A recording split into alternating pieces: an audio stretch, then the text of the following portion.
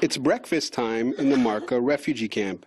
Amal Hassan treasures these moments with her family, even though there are reminders of the mounting financial pressure on the mother of 7. My husband is sick with a hunch in his back. I want to take him for treatment, but I don't have the money for transportation to bring a car. We have no money. Hassan's family is among 2 million Palestinian refugees living in Jordan. But an already difficult situation just got much worse. The UN Relief Agency for Palestinians is on life support. The U.S. reduced funding for the United Nations Relief and Works Agency from $365 million in 2017 to $60 million this year. The Trump administration says UNRWA is an irredeemably flawed operation. Welcome to Jerusalem. And on a recent visit to Israel, U.S. National Security Advisor John Bolton called it a failed mechanism, a charge UNRWA denies.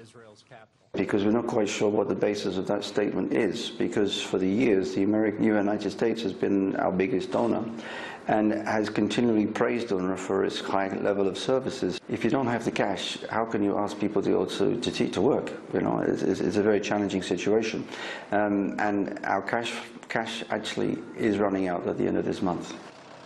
The agency provides basic humanitarian assistance like food, schools, and clinics. Faced with a massive funding gap, UNRWA had to fire 50 sanitation workers. So everywhere you look, trash litters the streets. 60% of Jordan's population is of Palestinian descent.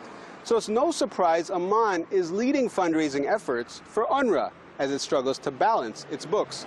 Co-sponsored by Turkey, Sweden, Japan, and the EU, Jordan is hosting a conference on the sidelines of the UN General Assembly meeting in New York City on September 27th. Back in Marka camp, Hassan cannot afford any more cuts to services.